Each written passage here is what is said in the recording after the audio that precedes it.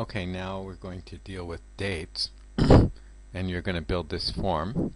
And this form is going to be used to show you how to deal with dates, how to extract different parts of a date. So if you're given a date and a time, how can you extract the month from the date? How can you extract the day from the date? And so on. And how can you reformat dates to show, well, to reformat them? And how can you manipulate dates? For example, add a day so that the date becomes one day later, and so on. So let's see. So can't really see it from doing this, but actually this is supposed to show the current day and time. And then this is a reformatting of that. And this is also reformatting. Of course, the time is no longer there. And another reformatting. And another reformatting. And this is supposed to extract certain parts from a date. So the month, the day. So you might need to use that in your program. You might need to know, just extract the month and do something with that. The year, the hour, the minute, and the second. The day of the week, the fourth day of the week. Now, this is actually, today is Thursday, so is that the fourth day? I guess it is. Starting on Monday. So starting on Monday, this would be the fourth day of the week. The day of the year. This is the 157th day since January 1st. Okay, what else? Thursday, June.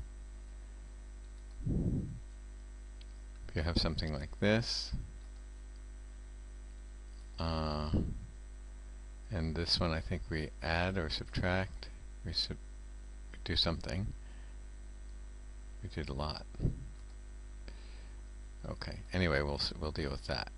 Okay, so this is the form that you're going to need to build, and you will need to submit this one. But let's go through the details. Let's just look at it a little bit before we look at the text. Just examine a little bit of this. So here's the first button. Now most of these, not all of them, but rely on this. So now we'll pick up, I think we've done this before, we'll pick up the current day and time. And we store that in here, and then this one is going to show it. And then this one, we take it, this is just the toString method. And then this one is to long date string, so that's a different format. And this is to short date string, and we saw some of those examples. And long time string and to short time string. Let's just look at it again. So we start with just the date, and then the next one we get the long, the long date string, and then the short date string, and then the long time string, and the short time string. So you can see what those methods do with the date. Okay, let's look at another one. This next button is here. Again, we're working in this one with now, and we're going to show, this is just a string, right? And then concatenate that with this. So we're taking this thing, and we're using the month, should be the month property of this thing, and then we get the day and the year and the hour and the minute, the second, the day of the week, and the day of the year. All of these.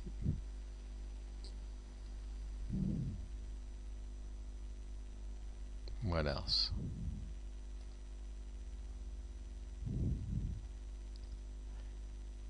sorry, this one. Okay, that's the third button. That's here, I think. Again, now is here. And then we do this thing to string, and we're formatting it just DDDD means thought it meant day. This doesn't quite make sense. Let's see that again.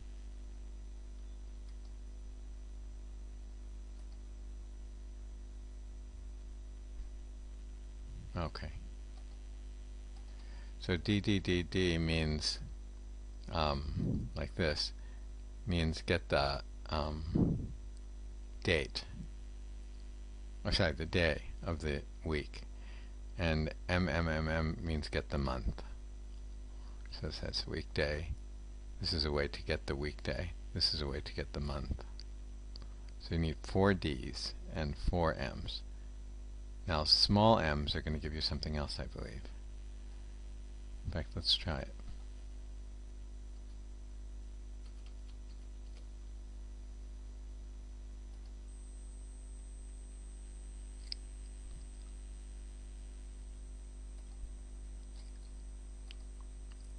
Yeah, okay, so it gives you something else. Okay, we have that. Alright, let's go through the text and check this out.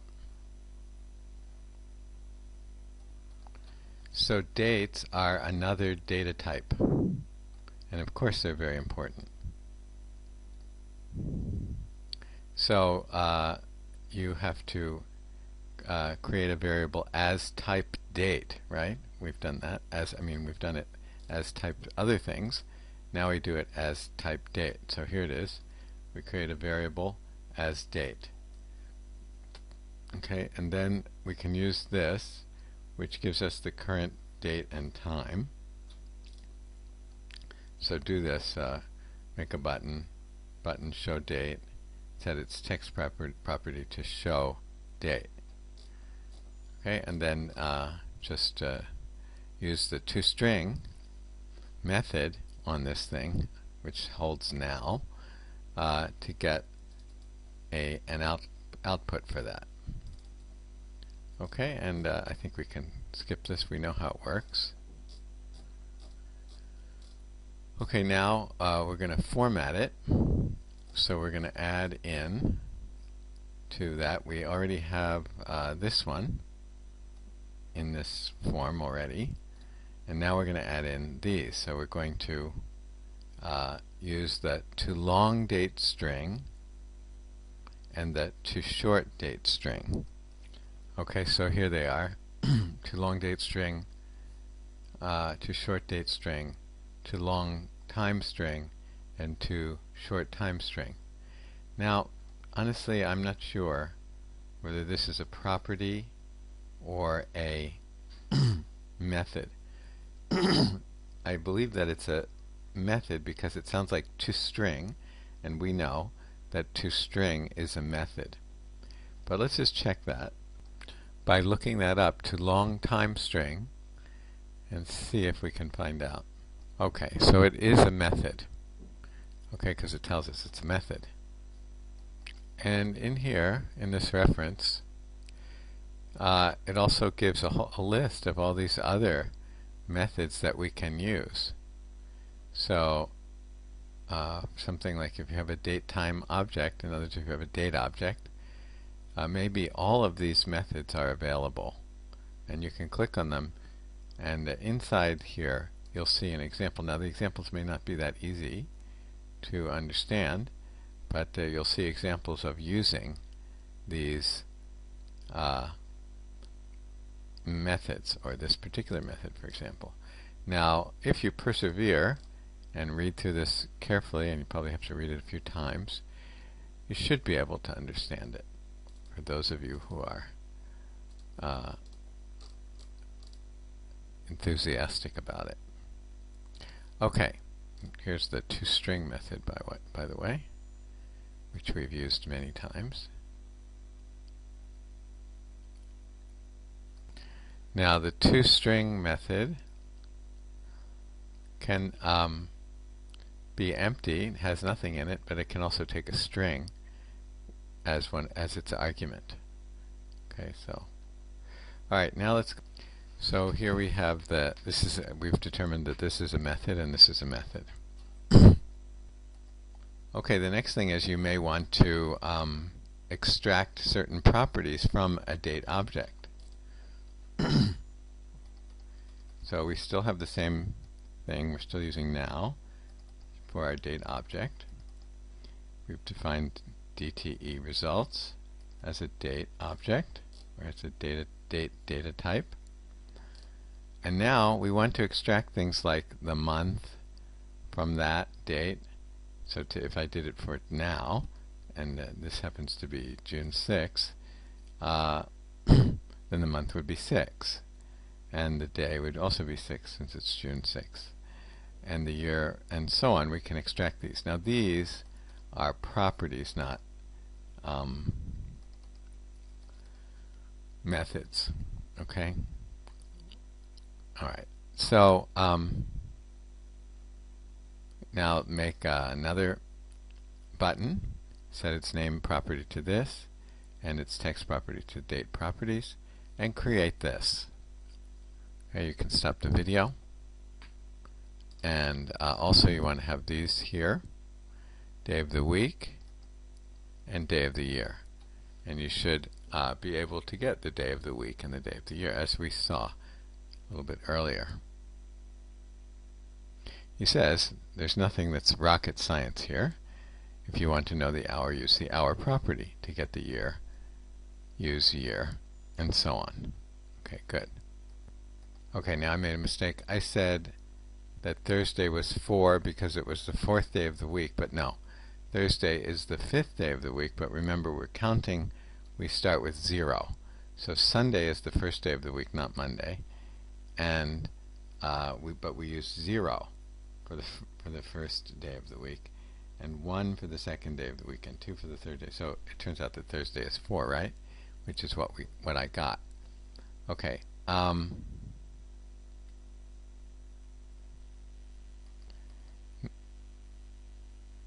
Now they say that be careful here. This is in the United States, so you'll get 1. But if the computer is running, if the program is running in a different place, maybe they don't start counting at Sunday. In which case, you might be expecting that for Sunday you would get 0, but you might not get 0 for Sunday. And so it could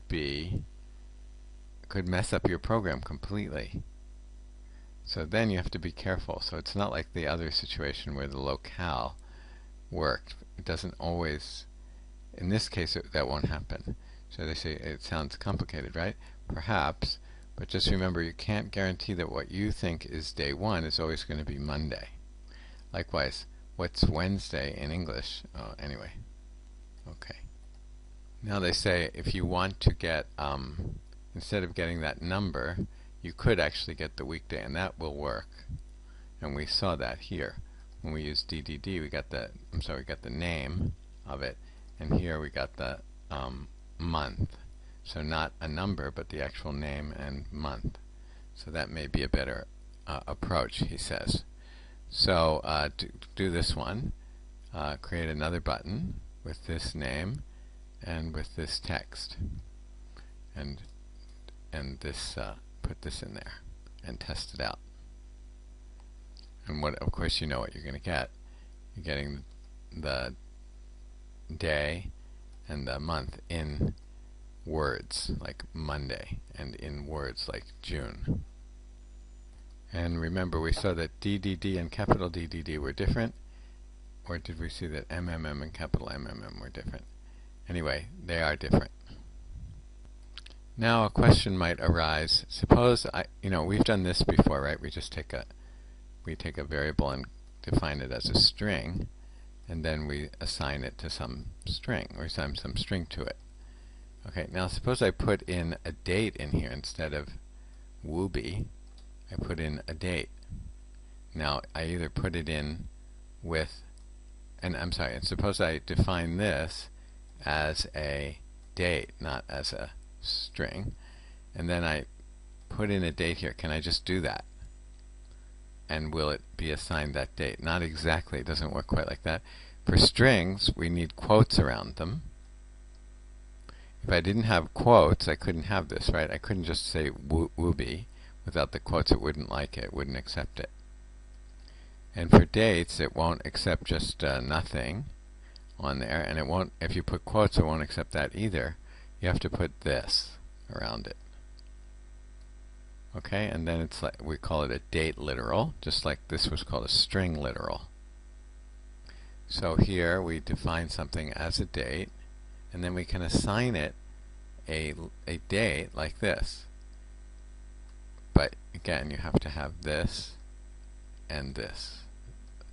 It's like what quotes are for strings. And then we can display that. So when you display it, you'll get this. Okay, which is what you assigned it. Except you get all of this out. Okay, now do this one. So another button, this name, and this text. Okay, and put in this code and add that to your form. And try it out. See if it works. See if it does what you expect. And do the to long date string and do the to long time string. Make sure that's in there. Notice that they have it. To long date string gives you this part here, and to long time string gives you the other part. Okay, so going back to the state literal, like this. Now you have to be careful. For example, well, let's see. Suppose we have something like this. Does that mean the 6th month and the 7th day? Or does that mean the 6th day and the 7th month? Okay, so he says, when defining a date literal, like we did up here, when you're using these pound signs or hash marks, so when defining a date literal, it must be defined in this format. So you have to put the month first, you have to put the day second, and you have to put the year last. Now that's a little odd because a lot of countries don't use that format. Like Japan doesn't use that format. But it doesn't matter where you're doing this, you have to use this format. So they say regardless of the actual locale settings of the computer. Okay, so you have to do it in this format. But even if you forget to do it in this format, though, will you get an error? Not necessarily, because you might have said this, right? And you might have meant that this was the day was 6 and this was the month. But it won't interpret it that way. It will interpret that this is the month and this is the day. So it won't give you an error, but it won't give you a compilation error, but it will mess up what you're trying to do. So be careful. You may not get an error when you compile the program, but you'll be getting the wrong calculations. So anyway, when you define a date literal, remember a date literal means like a literal, but it's not with quotation marks, it's with this. You have to put it in this format. This is the US format. You have to do it that way. So month, then date, then year. Okay? Now he makes a note about that, saying there are no dialects when writing software. It's so you don't have like a local like a local format, like in a Japanese format, when you're writing programs, when you're writing software. I said it's usually best to conform to North American standards. As you'll see throughout the rest of the this book, this includes variables and method names, for example, get color rather than get color. So this won't work, even though this is a British spelling of the word color. This is the way it works. Okay, so it's a North American spelling. He also says that when you're doing date literals, you don't have to supply the date and the time. So up here, we supplied the date and the time, but you don't have to do that to have a date literal. You could just give it the date. So you just put a hash mark here and not have this stuff here.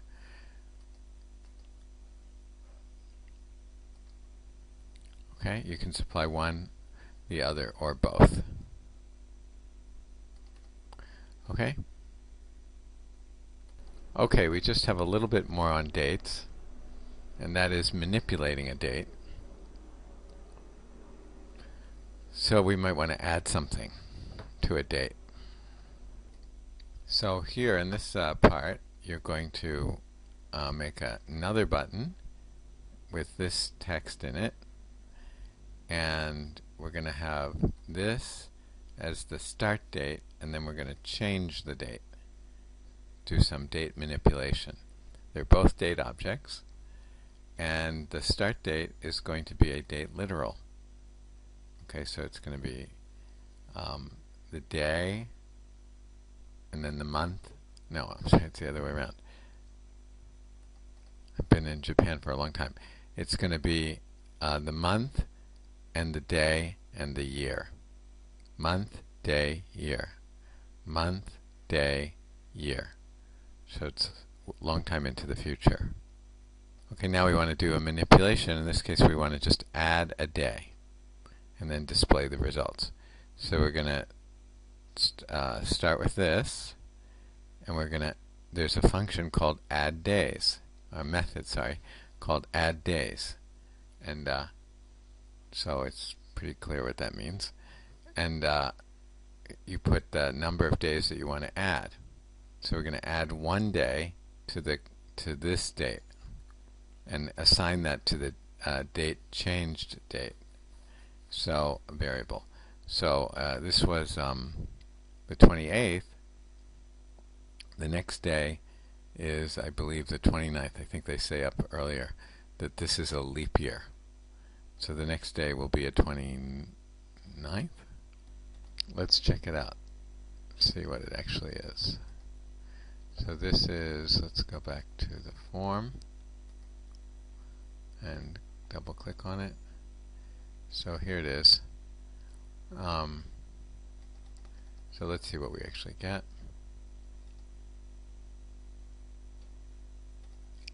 That's the, yeah, so we get the 29th. So it's a leap year. Okay. Let's look at the code again. So we display the changed date, and we just saw that. And then we add 6 months by calling this function, the add months, keep saying function, the add months method. And then we show that, but first we're going to do what here? What are we going to do? We're going to convert it to long date. So let's look at that again.